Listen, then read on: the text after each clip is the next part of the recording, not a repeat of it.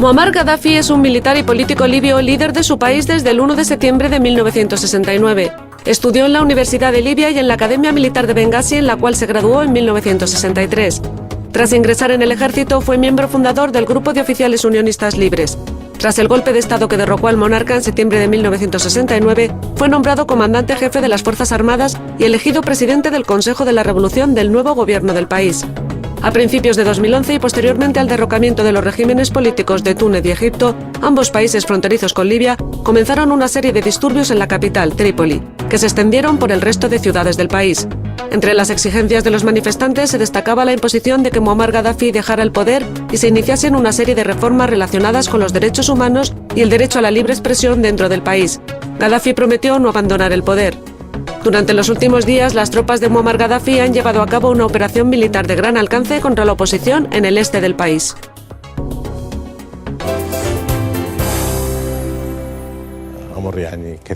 Nos alegra mucho que los espectadores de la cadena RT, que emite 3 lenguas, inglés, árabe y español, puedan escuchar su voz.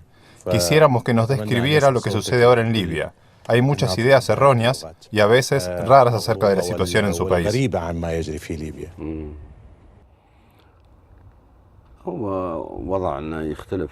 Nuestra situación difiere por completo de lo que sucedió en Túnez, Egipto, Yemen, Bahrein, Qatar, Arabia Saudita y otros países árabes. Lo que sucedió y sigue sucediendo en los países árabes no tiene nada que ver con lo que está pasando en Libia. Allí, la población protesta contra las autoridades, mientras que aquí el pueblo demanda que el gobierno revolucionario se quede en el poder y realice la voluntad de la nación. Otras naciones no tienen poder. El poder lo tienen el gobierno y el presidente. El presidente a renunciar, el gobierno a renunciar, el parlamento a renunciar. Se crea un nuevo gobierno y se designa un nuevo presidente. En Libia, el poder pertenece al pueblo, convenciones populares, comités populares. El pueblo no quiere abandonar el poder. Se vio obligado a enfrentarse con grupos poco numerosos que atacaban comisarías de policía y cuartelillos del ejército y se apoderaban de las armas. Ocuparon varios edificios y de noche abrían fuego, aterrorizando a la población local. Matan a la gente igual que lo hacía Al-Qaeda. Es un crimen. En las comisarías se produjeron tiroteos entre estas bandas y los policías. El total de los fallecidos de ambas partes es entre 150 y 200 personas. Se trata de un fenómeno que vino desde el exterior. Me refiero a Al-Qaeda. Los jefes de Al-Qaeda se aprovecharon del silencio de Libia y empezó a contar al mundo de manifestaciones en Libia, de que hay tiroteos y mueren miles de personas. De repente, hemos descubierto que todo el mundo está en contra de Libia. No hemos tenido manifestaciones. ¿Cómo las agencias de noticias podían comunicar eso? El número de los fallecidos es entre 150 y 200 personas. ¿Cómo se puede hablar de miles de víctimas? ¿Cómo el Consejo de Seguridad de la ONU y todo el mundo pueden tomar decisiones basándose en datos de agencias de noticias? Se hace claro que han sido los terroristas, Al-Qaeda, quienes mandaban esta información a las agencias. Ahora es difícil cambiar la imagen que tiene la comunidad internacional acerca de los acontecimientos en nuestro país. La situación se considera crítica, problemática, desastrosa. Pero nosotros consideramos que es una crisis libia, un problema libio. Se trata de la lucha contra grupos criminales armados.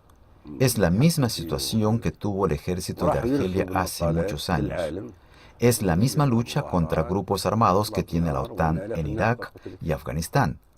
En Somalia hay muyahides y todo el mundo, junto con las autoridades de Somalia, está en su contra. Si las bandas extremistas armadas son numerosas y están en todas partes, en los países de Magreb Islámico, eso se llama Al-Qaeda. Es sorprendente que el mundo tenga esa postura hacia Libia. Creo que el mundo formó su postura basándose en la información errónea de agencias de noticias. Y ahora quiere intentar salvaguardar su imagen y ceder. Incluso la Secretaría de Estado de Estados Unidos dijo que sí, que en realidad ha basado su posición, en información que viene de las agencias de noticias. Primero, hace falta que manden una comisión que investigue los hechos y solo después de eso se tomen las decisiones.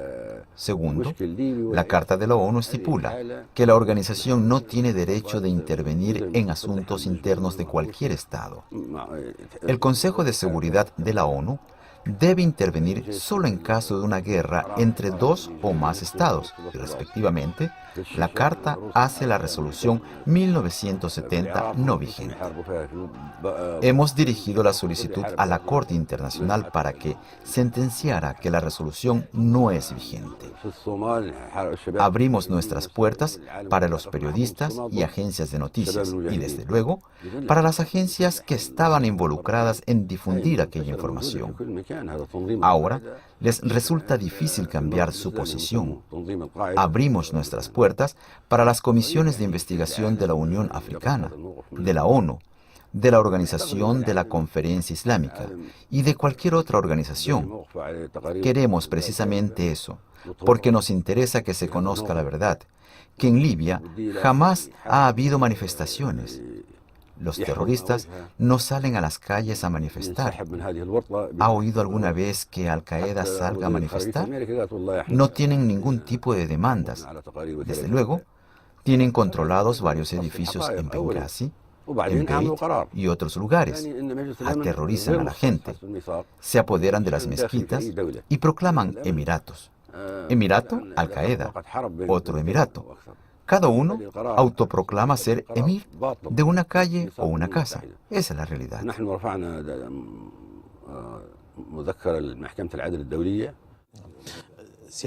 Señor coronel, varios representantes del gobierno abandonaron sus puestos e incluso pasaron a la parte de Al-Qaeda. Hace un tiempo, el mundo les conocía como sus aliados fieles. Entre ellos hay diplomáticos famosos. ¿Cuáles han sido sus motivos? En cuanto a los diplomáticos, vieron unos reportajes horrorosos que no tenían nada que ver con la realidad. Por eso algunos de ellos se angustiaron mucho. Cuando se enteraron de que en su patria habían matado a miles de personas, renunciaban a seguir siendo embajadores de su país. Otros han sido comprados. Aquellos que trabajaban en Estados Unidos han sido comprados y reclutados por los servicios especiales norteamericanos desde hace mucho tiempo. Tenían ese destino, el destino de abandonar sus cargos. Los que estaban en Libia y en Benghazi, en primer lugar, son presos de la situación, incluso aquellos quienes formaron el así llamado Consejo de Transición. No existe. Existe simplemente un grupo de personas que jamás se ha visto y que jamás se ha conocido antes. Ha sido una casualidad que estuviera en Benghazi cuando pasó todo eso, y ese grupo de gente resultó preso de la situación. Los bandidos atacaban a los representantes de la seguridad y les amenazaban con armas diciéndoles: o estás con nosotros y comunicas a las agencias lo que te ordenamos o te cortamos la cabeza. Todas las víctimas nos llamaban antes de hacer lo que se les ordenaba y nos decían que les estaban amenazando con cortarles la cabeza y cortar sus cuerpos en pedazos, violar a sus mujeres e hijas. De este modo, los bandidos obligaban a la gente a tomar parte. Por eso aconsejábamos que actuasen tal y como les requerían los rebeldes, es decir, se vieron obligados a someterse a la fuerza, a pesar de que estaban en contra de eso. ¿Cuál es la situación militar en la actualidad? Hemos tenido la oportunidad de ver muchos poblados con significativas destrucciones. ¿Cuál es la situación real? ¿Se podría esperar que el bastión rebelde de Benghazi caiga en unos cuantos días o semanas?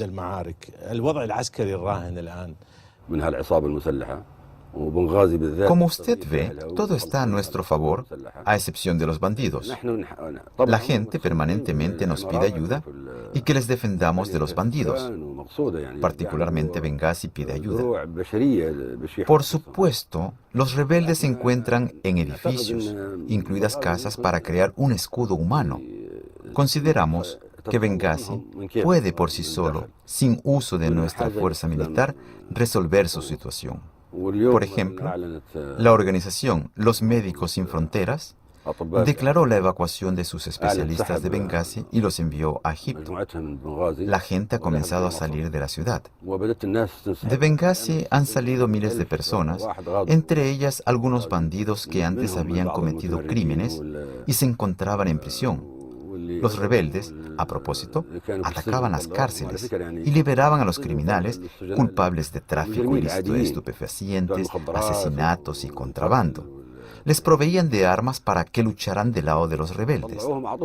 Todos estos grupos se han dado a la fuga y yo considero que van a ser cercados en Benghazi y se entregarán. Un observador extranjero indica que Directiva Libia demuestra una gran tranquilidad, es decir, no hay nerviosismo en la toma de decisiones. Particularmente, en lo que toca a la política internacional, ¿usted está satisfecho de la posición que han ocupado algunos países? Usted había mencionado que ciertos países se esconden tras las resoluciones internacionales. ¿Tiene usted datos de que estos estados no están dispuestos a tomar resoluciones como se esperaba antes? Como ya he mencionado antes, el mundo se ha visto en una situación incómoda y ahora lamenta este particular. El mundo ha llegado a saber que se había equivocado y que lo sucedido en Libia, de raíz, se diferencia de lo que sucedió en Túnez y Egipto. La comunidad mundial ha visto al pueblo de Libia saludando a Gaddafi. Toda la preocupación de la gente está vinculada con la revolución libia, el 1 de septiembre en todo el país. Ninguna manifestación contra el sistema existente en Libia ha sido fusilada. Al mismo tiempo, Al-Qaeda está presente. Por supuesto, como ya había dicho, fueron utilizadas otras personas que ya he mencionado y que casualmente se encontraron allí y se convirtieron en rehenes de la situación, tales como Amin al-Adel y otros abogados que llegaron a Benghazi y fueron obligados a crear un consejo de transición para, con su ayuda, recibir apoyo financiero económico. Ellos fueron obligados y utilizados en calidad de instrumento para realizar determinados planes, pero al fin de cuentas resultó que el denominado Consejo ha sido una ficción. Al mismo tiempo, los miembros del Consejo no tienen relación con los rebeldes desde el punto de vista ideológico. Los rebeldes no reconocen a Amin al-Adil y otros. Ellos son considerados infieles. Usted conoce perfectamente la ideología de Al-Qaeda. Ellos declaran infieles a todas las personas. Ellos no tienen ningún tipo de exigencias ni económicas, ni políticas, ni sociales. Su principio es mata, mata hasta que llegue el día del juicio. Luego de que todo esto finalice, y esperamos que esto ocurra pronto, ¿usted reexaminará su ideología? Como dice la frase, no habría sido feliz si no hubiera conocido la desdicha. ¿Usted, como resultado, no va a reexaminar todo el sistema político? ¿Se podría esperar una nueva constitución en Libia? Lo sucedido no tiene ninguna relación con la constitución o con el sistema de la sociedad civil o con los derechos civiles. Lo que ocurrió fue que a este conocido grupo armado no le interesa la democracia. Usted conoce a Al-Qaeda. Ellos consideran la democracia como infidelidad y que ha sido creada por infieles. Ellos no reconocen la democracia y solo reconocen el califato y otras cosas parecidas. Ellos tratan de obligarnos a reexaminar nuestros invariables valores. El poder del pueblo es para siempre. Esperamos que el pueblo egipcio se vuelva democrático, Egipto sea democrático, Túnez también se vuelva democrático y todos los movimientos en los países árabes derroquen a sus regímenes y se conviertan en algo similar a Libia, es decir, en democracia, y el pueblo pueda manejar a los congresos y comités populares. Señor coronel, por supuesto que usted ha hecho un seguimiento de la posición de diferentes estados. ¿Cómo valora usted la postura de Rusia? Hemos escuchado que usted mantuvo encuentros con el embajador de la Federación de Rusia. Usted ha propuesto a Rusia, China y la India invertir en Libia. Ya no confiamos en Occidente. Por esta razón, nuestros aliados en el área petrolera, en la construcción e inversiones serán Rusia, China y la India. Si Occidente no revisa su posición y no reconoce que estaba equivocado y se disculpa, si viene y dice, estaba equivocado, la posición que yo ocupé era errónea y por eso he condenado al Consejo de Seguridad en la adopción de resoluciones, a pesar de no haber estado claro de lo sucedido en Libia. y todo lo que pasó no merece esta bulla. En este caso, Occidente debe abrogar la resolución 1970. Si ellos llegan y se disculpan y reconocen que no tenían la razón, y en este caso pueden ser restablecidas buenas relaciones y la cooperación económica en el área de la extracción de petróleo, en la construcción y empresas mixtas. Posiblemente ellos vuelvan, pero la prioridad siempre será para Rusia, China y la India. Hemos escuchado que ciertos líderes de países occidentales ahora tratan de disculparse ante usted y corregir sus errores. ¿Cuán fidedignas son estas informaciones? Sí, así es. Recibimos confirmaciones indirectas de esto. Ellos dicen que se han equivocado y piden disculpas y que ellos no pensaban que todo ocurriría de esa forma. Proponen olvidar las conversaciones sobre las sanciones y el bloqueo aéreo y reconocen sus errores. Realmente, ellos nos hacen llegar este tipo de señales. ¿Cuál es su opinión? ¿Occidente se había preparado para enfrentar estos acontecimientos o esto devino de manera natural y Occidente no pudo determinar de inmediato su posición con respecto a estos acontecimientos?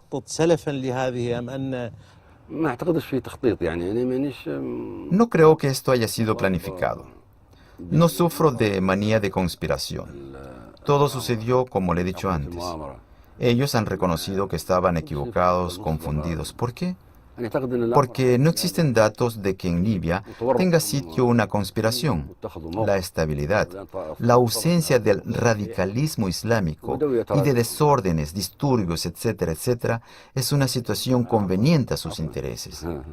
Ahora se han convencido de que en Libia, a lo largo de 2.000 kilómetros por las costas del Mediterráneo, está todo estable.